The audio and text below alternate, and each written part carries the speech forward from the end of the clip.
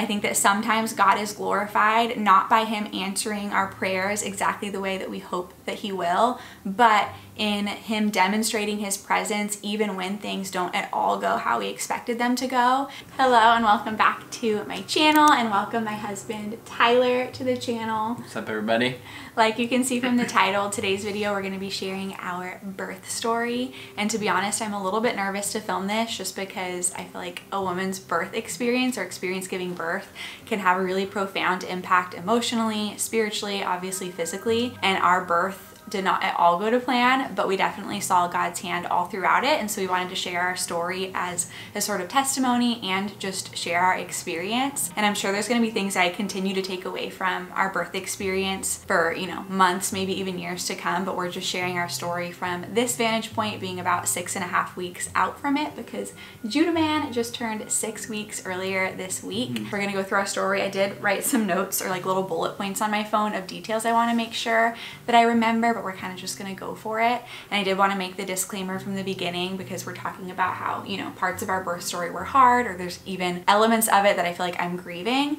But at the end of the day, our birth resulted in a healthy mom and healthy baby, and we know that's not the case all the time. And so I just wanted to acknowledge that as we're talking about being hard, we know that we're blessed and we're just so thankful that everybody was happy and healthy. But even in that, there were definitely real emotions that we were both processing through, and so we're just gonna share our story. Yeah. So basically from the start of finding out that we were pregnant, I knew that I wanted to plan for a natural birth, just in sort of learning about how God's designed the woman's body and designed the birth process. I just feel like it's so amazing and so intentional, and learning more about that, I really wanted to be able to experience my body just unfolding, like that birth process unfolding in my body naturally without intervening. And so that's what we were planning for, preparing for. In the beginning, I was even researching a home birth. I got to actually be present at the births of both of my nieces. I have a 4-year-old niece and a 2-year-old niece, and my first niece was born at a birthing center, and then my second niece was born at a home birth. And I feel like before getting to be a part of those experiences, I never would have thought of doing that, because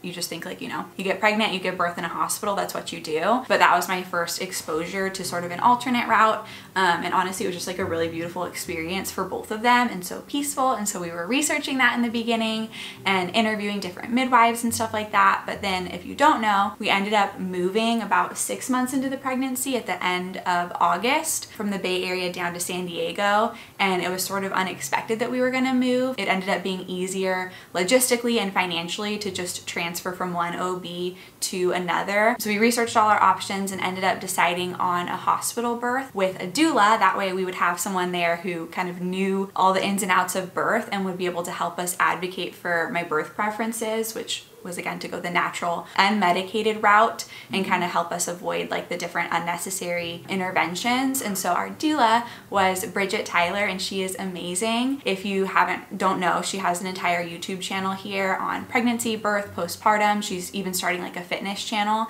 and she is amazing. If you are an expecting mama or wanting to get pregnant, you need to go check out all of her content. But she's a friend of ours from the Bay Area, and so she was actually going to be our doula in person before we moved.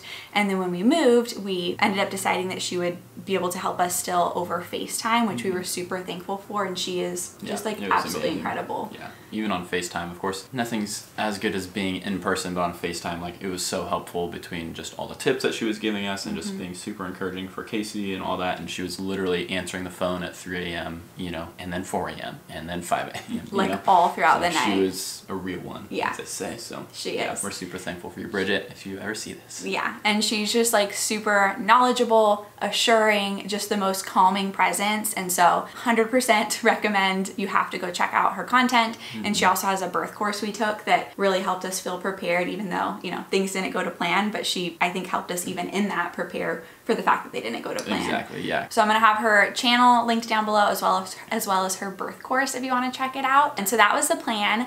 Little Mr. Judah Man was due on Thanksgiving Day, which was November 24th. But honestly, I was kind of prepared or thinking that I might be early. I know a lot of first-time moms, or most first-time moms, are late, but my mom, she was actually 10 days early with my brother, which was her first baby, and then 17 days early with me, her second baby. And so I thought there was a possibility that I could go late. I feel like when you get towards the end of pregnancy and you just get like super big and uncomfortable, people are like, are you just like so ready to get that baby out? Which I feel like is most people's experience, but I was actually the opposite end of the spectrum. I was like, please, like praying that the baby would stay in a little bit longer, because my parents weren't going to be coming into town until about a week and a half before the due date. And I was like, our plan was for my mom and Tyler to get to be in the room for the birth. And so I was just praying that baby would wait for my mom to get here. And then also 2 of our closest friends, Saul and Tiff, shout out if you're watching this, they were actually getting married 4 days before the due date, but they were getting married up in the Bay Area where we moved from,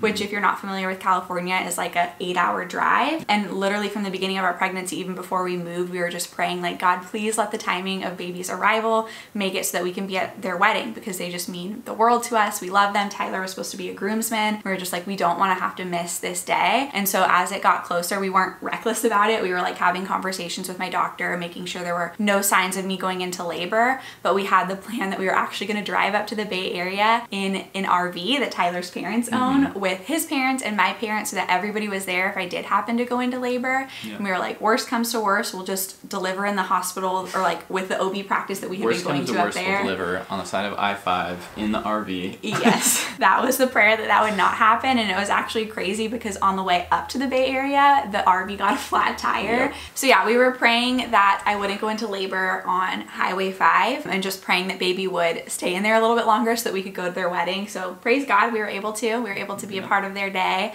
and make the drive back down to San Diego. And I feel like then it was just this total shift, because it was like, hang in there, baby, like don't come out yet. And then when we got back from the wedding, it was like, let's get unpacked, let's get our house all settled. We got our Christmas tree because baby could come any minute. And then nothing happened. And then nothing happened the next day. Or the next day. Or the next day.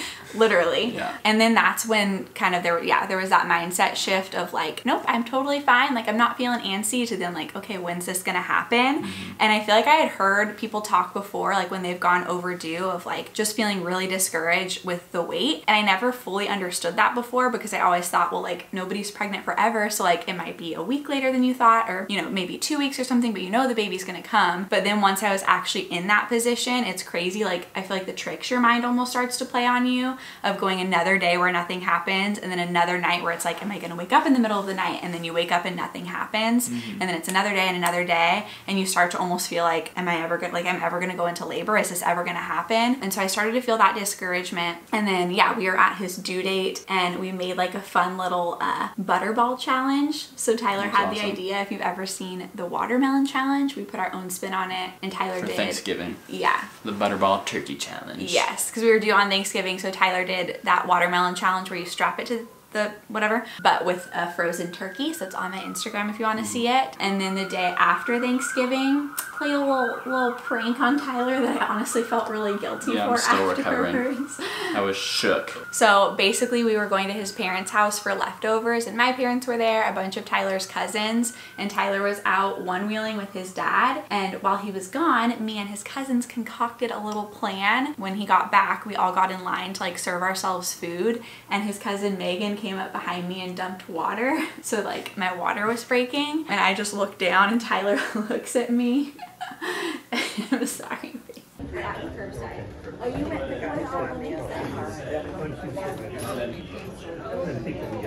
Your water just broke, literally. Oh my gosh. Oh no. The day after? Kaci's water just broke. Oh my gosh.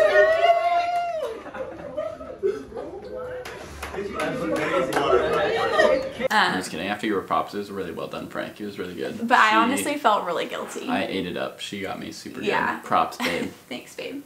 I was not expecting Tyler to believe me, so when he did, he looks down, he's just like, I was like very proud because you were very calm and collected. You weren't like, oh my gosh, or whatever. You were like, okay, well, Kaci needs to eat first because we're going to the hospital. And like everybody else knew that it wasn't. And everyone's just staring at us. I don't know why I picked up on, or didn't pick up on so much of this, because we're literally just standing there. I'm looking at Kaci and I'm like, all right. I think I like made an announcement too. I was like, Kaci's water just broke. Just like, and then I was like, Kaci gets to go to the front of the line because she has to eat, and then I guess we'll go home and start getting ready to go to the hospital or whatever. Right. And everyone's just staring at us. And I thought everyone was staring at us because everyone was surprised. I didn't know what to do at that point because I was like convinced he wasn't gonna like fall for it, and then he did, and so it's like, well, what do I do now? And so I was just like, my hands were like covering my face and I was really red, and then I think I just started to feel really bad because you were so excited. You were like, we're gonna meet the baby, and I could just tell there was joy on your face, and I was like, oh shoot, what did I just do? But the joke was on me because baby did not come for another 10 days after that. Yep. That's when we really went into gear because I really did want to avoid a medical induction, and so I was doing all the typical cliche things, eating like 5 dates a day in my smoothies, eating pineapple core, raspberry leaf tea, curb walking, and then I decided to also look into acupuncture because that can be used to naturally induce labor and kind of like trigger your body's natural response. And so I did that, and then Saturday, December 3rd rolls around, and that's when everything finally started. So we were texting Bridget, again our doula, and she ended up sending over some like specialized stretches for me to do based off of like my body kind of type and posture and all of that were supposed to help the baby descend further into my pelvis and put that pressure on there so that things would start to get moving. But anyways, that morning, backtracking, before that happened, I was feeling really, really discouraged that morning, and so I texted some of my friends just asking for prayer. But like, man, is this baby ever gonna come? And I think at that point I was like 41 weeks and 2 days, and as you approach the 42-week mark, like you really can't go past that, or at least like our practice wouldn't, and there are risks associated with going past 42 weeks. And so I was discouraged, texted my friends for prayer, and then I read a devotional that Tyler's dad actually wrote because this year for Christmas he wrote, just kind of for our family, God put it on his heart to write like an Advent devotional, and it was short, simple, but just like a couple verses every day and some reflection questions. The devotional for that day was day 3, and it was talking about the part of the story where Zechariah, who is the father of John the Baptist, but him and his wife Elizabeth had been barren for years and couldn't have kids, but this is the part of the story where he goes into the temple and God speaks to him basically and tells him that John the Baptist would be conceived. But the devotional was talking about how Zechariah had been chosen that day by lot, so by chance, to go into the temple to burn incense, and how it was random because it was by lot, but in actuality God had ordained the day that he would go into the temple because that's when he was going to speak to him and tell him about John the Baptist. And the devotional was saying how even though Zechariah was the only one who could complete this special task, that he had a community of people standing outside the temple waiting for him and praying for him, and they were sort of participating in his success of this mission through prayer. And so that just like really, really encouraged me when I read it that morning, because I was like, you know, I don't know the day I'm going to go into labor, and labor is random, it's sort of by chance, but in actuality God has ordained the day that this baby is going to come into the world, and that it's not a mistake, it's already been planned out. And even though I'm the only one who can complete this quote unquote task of labor and delivery, I have a community of people who are praying for me and who are participating in that process with me through prayer, whether that's family, friends, some of you who watch my videos or follow on Instagram. I was getting messages during that time of praying for you, thinking of you, and those seriously meant so much to us and were so encouraging. So thank you if you're one of the people who sent those messages, or if you were thinking of us or praying for us. And so I read that devotional. I was super encouraged just in being reminded that God had a plan and his timing was going to unfold for this baby. And then that's when Bridget, after that, texted me with the different stretches to do.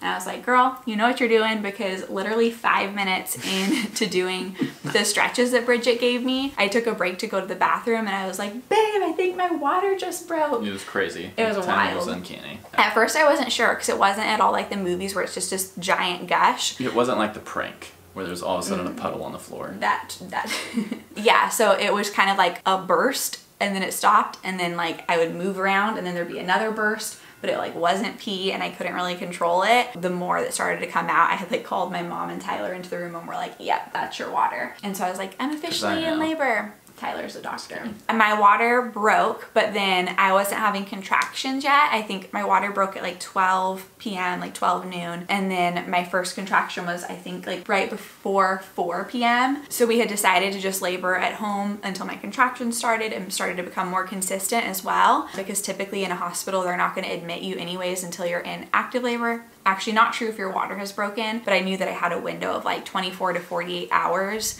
and we were monitoring for signs of infection, which there were none. I, had no fever or any of that kind of stuff. So we wanted to labor at home until things were more consistent to try to avoid more interventions and stuff. And so I was laboring at home. We threw out the rest of Saturday, and then I think it was Saturday night we went out to dinner. My favorite food is Mexican food, so I was like, I want enchiladas. Yep. And we went and got enchiladas, and San Diego has great Mexican food. It's a good place. We haven't been back there yet, but we need to. Yeah, we should. So we went to dinner with my parents, then came back and really didn't sleep much through the night because I was like still having contractions. I think we might have gotten a couple hours or whatever. Yeah. Oh yeah, one other funny thing that happened while Kaci was laboring at home is some of our friends got us into watching Lost. I know we're way behind the times, okay, but we're finally watching it and we're actually almost done now. It's wild. It is super wild. But anyway, so if you've seen the show, then you know who Claire is, and when she gets to the island on the plane crash, whatever, she's pregnant and then eventually has the baby on the show and all that stuff. And so we're watching some of Lost to pass the time during contractions, and then Claire literally goes into labor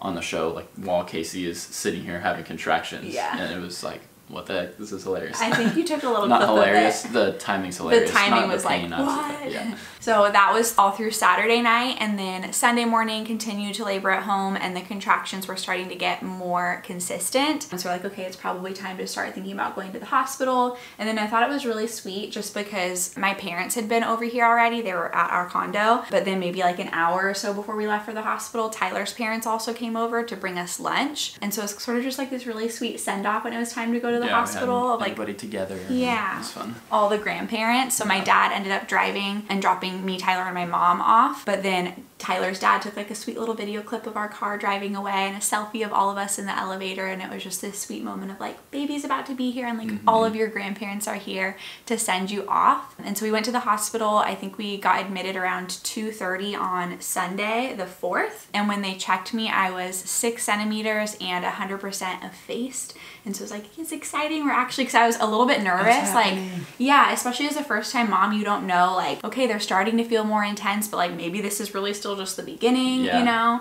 Maybe I think this is a 7, but it's actually just a 2 or whatever. Right. Yeah. And so I was like a little nervous that I would get there and they'd be like, you're a 3, go home or something like that. But I got there and they're like, nope, you're 6 centimeters. Like, let's get you admitted to a room. But Tyler took a little clip of me in triage, and you could tell at that point I was just like out of it. Yep. Labor land, as Bridget calls it. La La Land, or yeah, whatever. Labor La La Land. She had talked about in the course Labor Land how you would be super out of it. And I remember in the beginning of the labor being like, am I there yet? And she's like, no, you're like super alert and with it. Yeah. But then you hit a point where you're just like, you're in a daze kind of. So then I got admitted to the labor and delivery room. We were in there for a very long time, but honestly it feels like it went pretty fast. And this is where you're gonna start to see where things did not go as planned, but God was in it. At that point it was just like managing the contractions and stuff like that. And I will say one of the big like pain management techniques we learned in Bridget's course was breathing. And I feel like you kind of think like, how much can breathing really help? But it is insane to me like how big of a difference it made, because as I started to get towards the end and the contractions became more and more intense, I was just like breathing through them. And then whenever one became like really overwhelming and I started to kind of like panic a little bit or like try to like, oh, like instead of just like relaxing into it, when I started to kind of tense up and like try to wriggle away from it almost, like it became so much more unbearable that Tyler would have to like look at me and remind me like, breathe, Kaci, breathe. It was so much worse when I wasn't relaxed and breathing, and when I was like panicking and tensing up, the contractions were so much more painful that I was like, I cannot let myself do that again. And so it was just like literally remaining calm and breathing actually made it so much more bearable. It was kind of a trip to watch though too, because from the outside perspective, from my perspective, if I didn't know anything, if I didn't know that, you know, Kaci was in super intense pain, like she would just, every couple minutes, she would just sit there and just be like,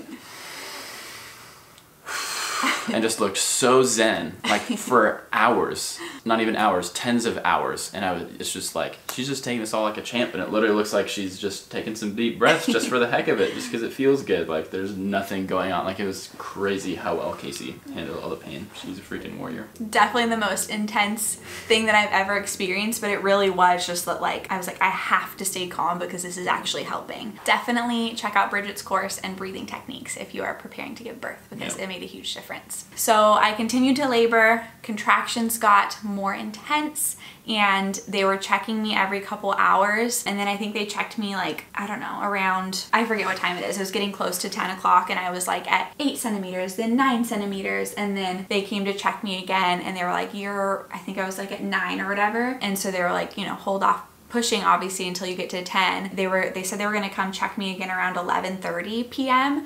But we got to, I think it was 10:45 when I was like, can somebody please come check me now? Because I just felt this overwhelming urge to push, just like so much pressure, like a bowling ball down there. And they checked and they were like, actually you are at 10 centimeters now. And I remember we had like this moment of celebration in the room with me and you and my mom. We were like, we made it, like, Juna's gonna be here any second now, you know? Any second. It felt like such a moment of victory for me because there was honestly some moments in there where I was like, oh, maybe I do want the epidural, or like maybe I do want some sort of something, because there were some moments when the intensity of it was like, do I really want it? Like, can I really keep doing this? And so hearing that like I made it to 10 and I can start pushing now, it was just like this huge moment of celebration. And I remember my mom being like, you did it, you did it. And then nurses saying, you did it. It felt like we were at the finish line because it was like, well, we're gonna push for like an hour, 2 hours, and we're gonna meet our baby. And it was kind of funny because that was Sunday, December 4th. And my second niece, my youngest niece, Ella, her birthday is December 4th. So we were like, this baby's totally gonna share a birthday, which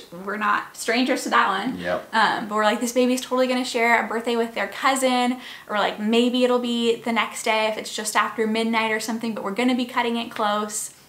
Once again, little did we know. So basically from that point started pushing. My experience with pushing was that I honestly felt like it was better or easier than the contractions, because it just felt like, yeah, you could just like channel all your like energy and trying to get it out. And like when the contractions would come and you feel that urge to push, it just felt like a very natural thing to do. And so even though it was like the hardest thing I've ever done, like at one point I was like, took off my hospital gown because I was really hot and I was like dripping sweat, pushing with all my might, like the hardest thing I've ever done. It just felt like you have this intense urge to do it. And so it felt nice to finally like allow my body to go with that urge. But I was pushing and pushing. And this is where I say, like, I feel like the time went by really fast because I was pretty much pushing nonstop from like, I think 11:10 is when I started, and then until around 3 a.m. What was it? Was that when the doctor first came in? I think it was probably like, well, maybe like 2 a.m. when they first came in, and then you pushed for a little longer, and then you took a break or something like that. I don't know. I don't remember. Somewhere in there. The time did fly by really quick. Yeah, it went by really fast because you just like, you know, you have your rounds of pushing. And you're so focused and all that. Yeah. Right. And then that's when the doctor first came in and checked me,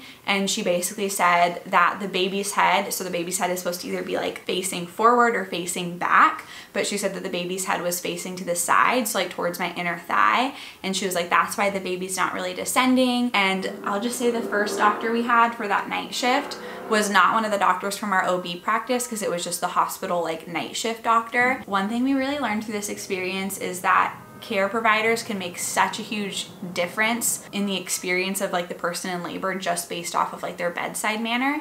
And our first doctor was not the best at that, and she basically just said like, I'm recommending a C-section. She's like, your baby is facing towards the side and they're not progressing and they're not going to progress and it can't change. And I was like dumbfounded, because in my mind I had fully prepared myself for a natural birth, no medication, had gotten this far successfully without, you know, any sort of interventions or anything. And in my mind, like, I was like, maybe they might have to do something at some point, but like a C-section was like outside of the realm of possibility. So I was just like completely dumbfounded when she said that, and I was like grappling with that. I was like, what are you talking about, like a C-section? And she just looked at me so matter-of-factly and she's like, that's my recommendation. You can like choose to ignore it, but that's the recommendation I'm making. And she was so matter-of-fact about like, here's the baby's position, they're not going to change, they're not going to descend. And I knew from the research I had done, like, people can get breech babies to turn, like a baby that's fully like right side up when they should be upside down. There's different positions you can do. And so I was just like, I'm not ready to accept the fact that like you're telling me that I can't do anything when I know that there's different positions I can do.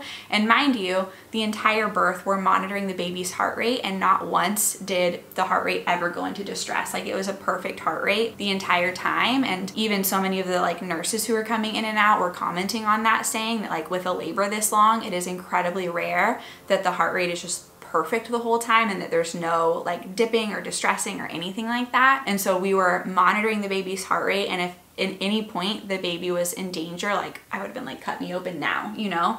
But I was like, I'm safe, my baby is safe, like there's nothing urgent here. And so I decided, I was like, I'm gonna sign the waiver to decline the C-section because I think that there's like more we can do. And so at that point, Tyler's on the phone with Bridget, kind of like keeping her up to date with what's going on, and we're talking to the nurses. And this was kind of the next sort of like sign of God's hand in all of this, or just like a way that he showed us he was present in all of this, was our nurse during that shift, Celeste.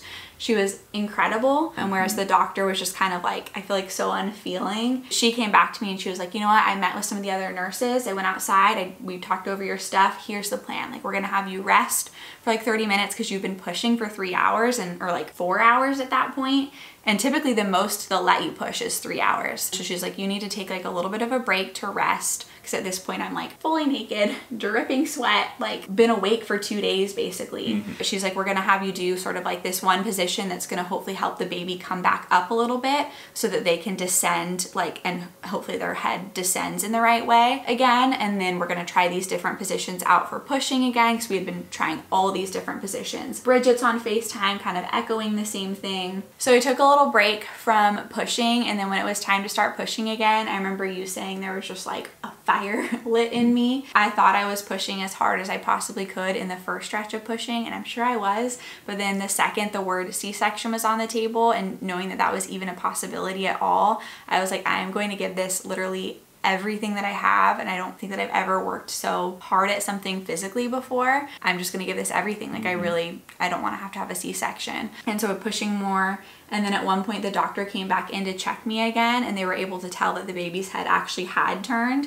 which the fleshly part of me was like, see, like you couldn't say that there's no possible way the baby's can turn, like you don't know that. And then just with the positioning and stuff, like the baby's head did turn from sideways to facing the right way. And so that was really encouraging of like, it worked, and like now I just got to keep pushing and the baby's gonna come. And then I remember the doctor even commented on the fact again of like, oh wow, like the heart rate is still perfect. That was just like encouraging to me. Continued pushing. At this point it's like probably 7 or something like that, I don't know. Everything kind of just blended together. Like I said, it honestly went by super fast. 7 a.m. was when the doctors switched shifts again. Right. So we got... And the nurses and everybody switches shifts. So. Yeah. So at that point, the doctor was no longer on shift, and they were going to have a new doctor come in that was actually from the OB practice that I had been going to for prenatal appointments and stuff. And then we got a new nurse as well, and she was just amazing, and she was letting me try these different positions to push in and stuff, and we were continuing to coordinate with Bridget. And like I remember at one point I was like in the bathroom on the toilet on FaceTime with Bridget, and she was like, what do you want? I was like, well, I'm safe, I know the baby's safe, and like I want to do everything I can to avoid a C-section. And she's like, okay, then we're going to keep trying positions, and we're going to keep whatever. And then I don't even really remember what happened after that, but it just, I think, slowly started to dawn on us, like as well, because there was like points where we could actually see the baby's head. Yeah, I saw the baby's head like 3 times. Yeah. Like the top of the head. I know, that's crazy. It's crazy. And then I saw the baby's head at one point, because at one point they put a mirror down there, and I was like literally able to see the baby's head. So I was like, this is gonna happen. Like all of this work is gonna culminate in like we're able to finally have a vaginal birth and stuff. And then I remember at one point Tyler told me that Tara texted, I think both of us, but I obviously didn't see my phone. And if you guys don't know, Tara, her and her husband Buzz are like huge mentors, friends of ours. And Tara had like texted out a prayer, and she was like, I had a dream that the baby was just born. And I remember feeling like so clearly in my mind, like this is a sign, like that it's like God is like encouraging us that like it's gonna happen. And I was so encouraged. And I remember thinking so distinctly in my mind, like this is gonna be this amazing story where it seemed impossible, this really long birth, and the doctor said it wasn't gonna happen vaginally, and God is just gonna make a way, and God's gonna be glorified through allowing this to happen the way that I desire for it to happen. And that text was just like, it's gonna happen right now, like it's go time. But then we kept pushing for like another, I keep saying we kept pushing for another hour or 2, and they checked me. And then the point where I feel like I started to have the realization of like maybe things aren't progressing was when, so there's like a couple of things they can check in labor. They check obviously your dilation, which is how dilated your cervix is, your effacement, which is how shortened the cervix is, but then they can also check the station, which is like how far descended into your pelvis the baby is. And I forget the numbers. I always forget if it's like -3 to +3 or vice versa, but there's basically like several different stations. And when I was admitted to the hospital hours earlier, you know, Sunday, the previous day, like I said, I was 6 centimeters, 100% effaced, and I was at the station that was right before crowning. And throughout the entire labor of progressing from 6 centimeters to 10, and through all of the, at that point, 7 hours of pushing, or maybe 6 hours, I don't know. At that point, the station had never changed. So he was always at the one that was right before crowning and had never come down further. And so at that point, they're talking to us about different options, and they were like, it's getting harder to monitor the baby's heart rate. Not that it's changing, but because like they have, you know, the little band on your belly and it was moving around a lot, and they kept catching my heart rate instead of the baby's. And they're like, we don't feel comfortable with how long it's gone, not being able to like consistently hear the baby's heart rate. So they wanted to do like this little node thing, which we looked it up, is essentially like a really tiny little screw that they stick up into the baby's head so they can have like continuous monitoring. And we're like, we don't think we want a screw going in our baby's head. And then they threw out the possibility of like a vacuum assisted thing, which I really didn't want to do from the beginning, but it was like, okay, if it's this versus a C-section, then like maybe we'll consider it. But then the doctor came in and they're like, the baby's not descended enough in order to do that. Yeah, this is kind of when it started to moment by moment just set in more and more. As like Kaci's been working so hard, and the baby just wasn't getting any lower. He just wasn't coming. And after pushing for, as they said, I think Kaci already mentioned, that typically most babies come in less than 3 hours of pushing once you arrive at the pushing stage. And the doctors really only recommend that you push for 3 hours. And Kaci, I think, was pushed for over 3 hours, then took a couple hours break and pushed for hours and hours more. And so she was in the pushing stage for 10+ hours, and then was like actively pushing for 6 or 7 hours at least as well. And the baby just wasn't coming, was just right there. And he was so close the entire time, but he hadn't actually moved. And so we started to just kind of grapple with like, maybe a C-section. I didn't even want to, like, thought was in my head. I didn't even want to like say it though, because after seeing Kaci work so freaking hard, I was of course like incredibly proud of her, and I didn't want that to be like taken from her. I knew that was a dream that she had worked so hard for leading up to the birth, of course, with all the preparation and doing all the things between eating and drinking the right stuff, doing certain stretches, whatever, everything leading up to the birth for months, and then of course just working so incredibly hard. I was like, I don't even want to say that, you know, but then it kind of just became a little bit more clear that maybe that was an option we had to consider. And then I think once we started to consider it, we realized that that was just what we were gonna have to do to get little Judah out. And yeah, thankfully the nurses that we had at the time and the doctor was just super great, and sat down and talked through everything with us, looked Kaci in the eye especially, you know, and like me too, and we were all just basically sitting there crying together, and the doctor's walking us through like, hey, here's what would happen. And she's like, you know, I've literally done thousands of these. The other thing that was like, okay, this is clearly God's hand, is when the shift change had happened at like 7, we mentioned that we had a new doctor and a new nurse come on, and the new nurse that came in was Jennifer. I didn't know this part until after labor and delivery, but I guess my mom, who had been in the room the whole time, had been starting to feel like, I don't know that things are progressing, and like just wanted to make sure that me and the baby were going to be safe. And so she had talked to the nurse when the nurse first came in and said like, what are things looking at? Like, shoot me straight basically. And the nurse said like, with the way things are looking now, there's probably like a 95% chance or greater that she's going to need to have a C-section. But she was like, I am going to do everything I can to help her give birth the way that she wants to, and we're gonna like do everything that we need to do. But then the nurse ended up sharing with my mom that she was like, you know, I was in this position where I really wanted a natural birth, and I think she said she pushed for like 6 hours or something like that, and ended up having to have a C-section. And she was just like, I understand all the emotions that go along with it, and was just like the most empathetic, like incredibly kind person. And my mom was like, maybe you should share that story with Kaci to encourage her. And the nurse was like, not yet, like we're gonna still like we haven't made the determination yet that a C-section is going to happen. And so I want to support her fully in like the desire to try to do this naturally and doing everything that we can for that. But if it goes in that way, then I'll share the story later. And then you had told me later that there was a point when I think it was starting to become clear that nothing was changing, that the baby hadn't like descended further, where you were starting to think, like you said, okay, maybe we're going to need to have this, but I don't want to say it. And then my mom pulled aside and said to you, like, I know that you're like... I mean, she basically just said, at this point, I know you guys really don't want to, but I think you should at least seriously consider it. So at that point, I went to Kaci and was just like, hey, I know that... I think I still didn't want to say the word C-section, so I phrased it differently. I think I said along the lines of like, hey, like, at this point, you know, it doesn't seem like things are progressing, so I think we should get the doctor's opinion. And I think for me at that point, like, I was starting to feel already like it's not progressing, but I was like, I want this so badly. And I think hearing Tyler say that kind of almost gave me permission to start to accept it a little bit. But then I was just like, all of the emotions came along with that. It was super hard. And yeah, like I said, we were just sitting there crying. Kaci, me, Kaci's mom, and I feel like even one of like the nurse Jennifer, who went through the same thing, you know, she was probably reliving her story in her head a little bit, so she was crying too. And you know, I mean, from my perspective, once again, after watching Kaci work so hard, I just felt like she was getting robbed. Like she worked so hard for this thing and just being snatched right out of her hands, you know. And so that just felt like wrong to me. And so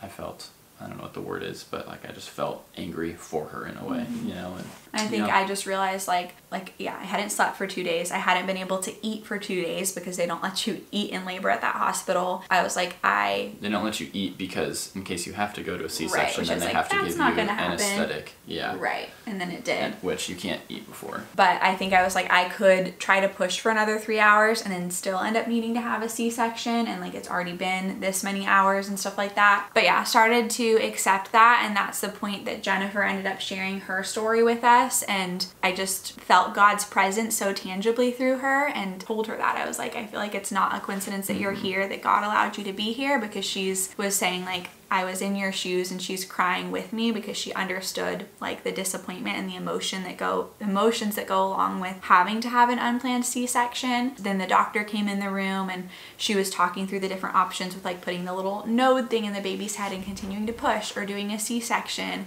And when I tell you the night and day difference between her and the first doctor, whereas the first doctor had pretty much just said like, here's my recommendation, take it or leave it, this doctor sat down on the bed with me, looked me in the eye, and said like, here's like the pros and cons, the benefits and risks of each thing, and talked through it all like very honestly, but so empathetically. I feel like that was another evidence of God's hand of like, I'm glad that I didn't have the C-section the first time it was recommended at 3 a.m. because I wouldn't have I felt so much more safe with this second doctor knowing that this was what had to happen. 6 hours later, or however long it was at this point, I think like 8:30, when we were starting to kind of grapple with like, okay, I think that this is what we're gonna need to do. And so at that point, like Tyler said, like, I'm sobbing, Tyler is sobbing, my mom is sobbing, because it felt like it was tempting for me for it to feel like all of that was for nothing, like going through an entire labor 1 to 10 centimeters and pushing for that long, like just for them to have to then like cut me open, you know, like it just felt like it was all for nothing. But I was like, okay, no, it's not, and like we have to do what we have to do to get the baby here safely. And at that point, like the water had already been broken for like almost 2 full days and stuff, and so it was time for a C-section. And they started prepping us. They got me in the wheelchair, they got Tyler in like his little get up thing. I think we have a picture of us like getting ready to go down to the operating room of us both just crying,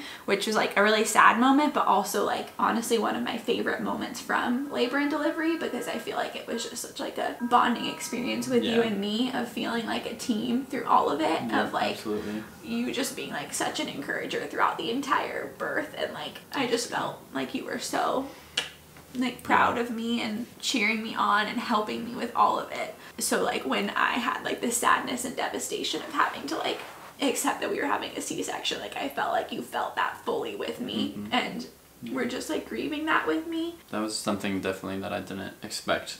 That was really cool, like, in a good way, from the whole process, is that, yeah, there really was just like a new bond that we created. Obviously, you know, we love each other so much, but there was just something that grew even deeper in that time for our love for one another, and that was really cool. And thankfully I was able to be there for the C-section still, and so I had my, like Kaci said, a little get up that they had me in, basically looking like a little surgeon. So but that picture is honestly so precious to me because it just like represents this moment of just like sadness, and this isn't what we expected, this isn't what we planned, this isn't what we wanted, but like we're in it together. And I don't know, it's just a really sweet picture to me. Unfortunately, because it was a C-section, my mom wasn't able to be in the room because they only allow you to have one person. But I mean, at that point she was like, you guys just need to be safe, like we're here, we're praying for you, give us an update as soon as you can. And that was the other sweet thing too, is Jennifer. So basically Tyler wasn't allowed in the operating room until like right as they were cutting into me. So there was like about 20 minutes of prep they had to do first to get me ready for it, that he couldn't be with me. And so Jennifer was like, Jennifer was there, and she was like, I am not gonna leave your side, like I'm gonna be right there with you through all of it. And I kept telling her probably 5 times, I was like, we don't know the baby's gender, like please make sure everybody in the operating room knows, like Tyler's gonna call it out. Because in my head it was like, nothing about this went according to plan, and like this is like the special thing that we've been waiting for 9 months, and like I just don't want there to be some accident where somebody else is like, it's a whatever, you know. And so I was like, told her, and she's like, I'm gonna make sure everybody in that operating room knows. And she was there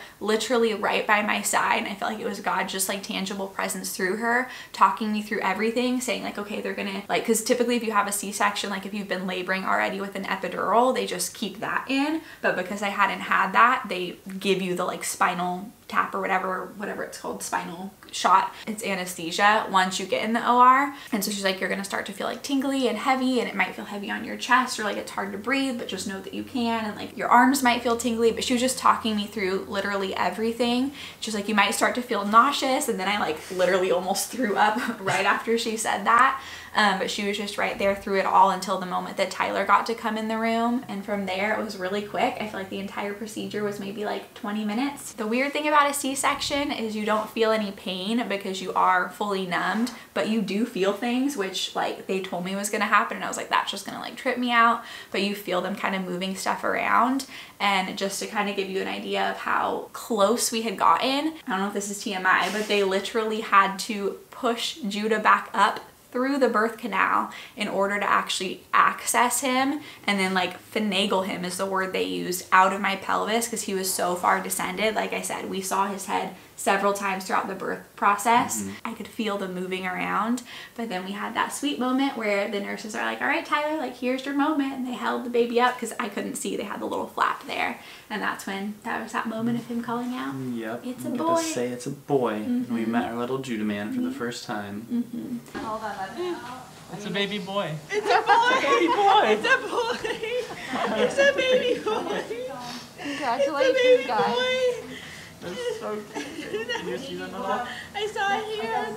I saw it here. And as much like devastation and sadness and just this huge emotional thing that it felt like the entire birth was, like that moment of them bringing Judah to my face and getting to see his little face for the first time, like it made everything seem so small. Yeah, literally instantly. It was just like, oh, this is freaking amazing. This is Judah. He's here with us. It doesn't matter. Nothing else matters. And not to say that there's obviously not still stuff to process through, like clearly. And I know that like, especially when it comes time to think about like having another baby and thinking about birth again, like there's definitely going to be like fears and stuff to work through. But in that moment, it was just like nothing else matters, you know? He was born at 9:52 a.m. and it was kind of crazy because afterwards, like we had gotten texts from a lot of our friends, and 2 of our friends from back home, Rob and Amy, had actually texted you at like 9:50 and you asked them afterwards, like what made you or whatever, and we're like, that was like literally 2 minutes before he was born, and we like needed Kaci the prayers was in in that the moment. middle of surgery at that time, and we were like, going through all the emotions, all that stuff. And they had felt it on their heart at that moment to be praying for us, having no idea what was happening. Yeah, I think Rob said that Amy just had randomly seen your location on Find My Friends or whatever, and was just like, oh my gosh, you're at the hospital, like, Rob, let's pray for them or whatever. Right. And so they even though we had been at the hospital for hours. But like that's the moment God led them to pray, you know? So basically from there, they finished up the surgery, and as they were like sewing me up or whatever, I think you left the room with Judah Man, and I remember telling Tyler like, don't leave his side. I would. I know, but I was like, I didn't want you to feel like you need to be with me. I was like, I want you to be with the baby. Because the labor had been so long, there was no like sign of infection or anything, but they wanted to just make sure Judah was okay because he had been in my broken water for so long. And so they had to monitor him for like 4 hours. And so Tyler was with him in that time, and I was taken to like the recovery room, and I was honestly so out of it because I, again, hadn't eaten in 2 days, hadn't slept in 2 full days, had just like done the most intense physical thing of my life. And then I also wasn't allowed to eat for another like 11 or 12 hours after surgery. So I was like, I was really hungry after that. But Tyler was with Judah, which I feel like was super sweet bonding time for you guys. And then you got 4 hours straight of snuggles right off the bat. And then they came up to me at one point and they were like, we need to feed Judah. Like, is it okay if we give him some formula? And I was like, everything else got taken from me. Like, I need to feed my son. And so I was like, give me a breast pump. And so I was like pumping colostrum and sent it down for Tyler to feed him. So we ended up staying in the hospital for like 3 nights after his birth or whatever, which is typical to have a longer stay after a C-section, but there were so many sweet moments of just the joy of watching you be a daddy. Also sweet moments of like, that are like, I don't know, like my mom having to bathe me and just kind of joking like, never thought I'd be bathing my like 30-year-old daughter, but just like being cared for in that like vulnerable state of recovering from a major surgery at that point. I also wanted to mention our night nurse. So we had the same night nurse the 3 nights we were in the hospital. Her name was Martha. She was this like older lady, and she was a believer, and we kind of were like, you know, hinting around like, oh, I feeling it out kind of with her in conversations. And then I ended up just telling her like, yeah, we're Christians and stuff. And she's like, I thought so. And she was like, and then when I heard the name of your baby, I just like knew it. But she was so encouraging. And every time we were like, he made a weird noise, she was like, oh, you first time parents, but like in the sweetest way of like, I'll check his breathing again, but I know he's totally fine. And like was just super sweet to us. So we ended up finding out after the C-section that likely the reason why Judah wasn't descending is that he was what they call military presentation. So typically when a baby's born, it's their chin is tucked down to their chest, but Judah, they said his neck was like super far extended back. So it's like at attention, which is why they call it military presentation. And we were researching it more. And so in order for a baby to fit through the birth canal with like the typical position, you need to be 10 centimeters. But in order for them to fit through the birth canal at military presentation, the circumference is like 11 3/4 centimeters, which is likely why he kept basically not descending. In the couple days following it, there was definitely a lot of emotion and moments of like grieving having a C-section and just it not having been the experience that I wanted. Like I remember when we did the like sort of newborn class to leave the hospital where they go over different information for you. There was times when she would say like, this applies if it was a vaginal, or this applies if it was like a belly birth, is how she was saying C-section. And I told Tyler, I was like, I started crying every time she said that, because just like grappling with, yeah, it not having gone the way that I was hoping for it to go. And I feel like I'm processing through it a little bit more. There's an element of grieving it that almost came from like a prideful place of like, nobody really sets out to have a C-section, maybe at least like not the first time it happens. But in preparing for birth, I was like, I know everybody says like to hold your plans loosely, that things don't go to plan. But in my mind, I was like, there's no way a C-section is gonna happen. Like I'm doing all these things to prepare, and I'm gonna make sure that I'm like doing all these right things. And like maybe there'll have to be some interventions along the way, but like the C-section was like outside of the realm of the possibility, even in my mind. And so I feel like some of that grief came from like that humbling process of realizing like I'm not in control, and I can do all the right things, but like I can't control the outcome of it. But I think as I've thought through it, I've realized like the bigger part of the grief of things having not gone the way I hoped is that I think I just realized that in learning about birth and actually even experiencing labor, that in a weird way, despite it being like the most like intense, painful thing I've experienced, that I actually really enjoyed that process of labor and getting to like experience my body do its thing, and seeing how even little things like the breathing enabled me to keep like progressing and making it through the contractions and stuff. A big part of the grief came from feeling like I didn't get to see that through, and I didn't get to see the like finality of experiencing my body do what God intended it to do. But for whatever reason, like this was the way that Judah needed to come into the world safely. And I think I've just had to remind myself of that, that like this is what allowed him to be here safely and for me to be safe and healthy. And like we praise God that we live in a day and age where this was a possibility, and it wasn't 100 years ago where somebody in my position may not have survived childbirth. And I will say that I feel like they had told me like, you're probably going to experience double recovery, because like essentially the recovery of the C-section and then also the recovery of like a vaginal delivery, because he was in the birth canal for so long and you were pushing for so long that like there's swelling and stuff, so you're probably going to experience like dual recovery essentially. But I have to say that I honestly feel like my recovery was like very smooth. For the first week, I would say the incision pain was like incredibly painful, and like anytime, I remember one time in the hospital, like the day after, I was drinking water and it went down the wrong pipe and I started coughing and I was like, oh my gosh, like it hurt so bad. Or like if I laughed or whatever. And the one tip I will say that I was given if you do have a C-section is to hold a pillow over your stomach if you need to cough, if you need to laugh, because it really like helps the pain and stuff like that.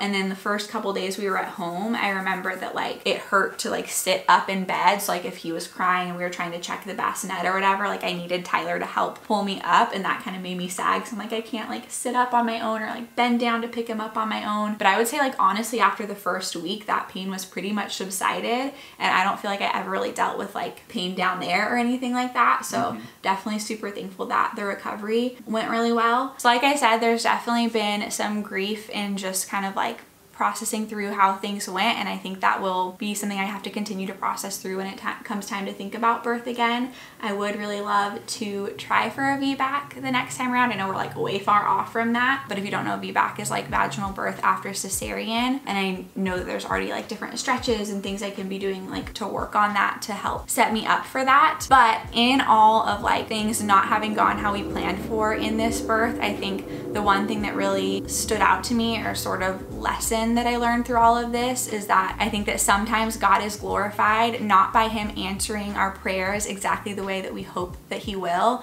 but in him demonstrating his presence even when things don't at all go how we expected them to go. And I feel like it's easy to ask like, God, like you could have allowed things to progress, like you could have allowed that miraculous story of it being what we planned for and what we hoped for and what we dreamed for, and you didn't. So like why? And we don't always get the why question of why things do or don't happen. We don't always get that answered, but in our story, at least, we had a very clear demonstration of God's hand and his presence with us through it all. I think that's what he always promises to give us. We don't always get the why question answered, but we know that he's always going to be with us. He's always going to work good from things. And that's what we saw so clearly in our birth story. Yeah, and exactly. And I feel like that's true all throughout the Bible too. It's like over and over and over and over and over again. Pretty much every story in the Bible is something going way that's completely different from how people expected it, even down to Jesus coming, you know. And like obviously people expected Jesus to be very different than he was, which is why the Pharisees didn't like him and all that stuff. You know, literally pick any story pretty much and you'll find that in there. It didn't go how people wanted it to or how they expected, but God was actually present in a very beautiful way, of course. And that was our experience with birth too. So and that's what brought Judah Boy here. Yeah, exactly. If you made it through this probably very long video at this point, thank you for watching. I hope that it was encouraging in some way. And yeah, if you're another mama who's gone through a C-section, comment down below. I've thought about maybe making a video of kind of just like dealing with the emotions of that, because I know that it's, yeah, it can be a hard thing if you've gone through that. And then yeah, if you've had a different birth experience, I'd love to hear just little things or takeaways from yours if you want to share down below. I'll be reading through the comments. But thanks so much for watching and sticking with us. We're just so thankful to have our Judah Boy here, and thankful for all of you for following along. But yeah, I will see you in my next video. Bye. Bye.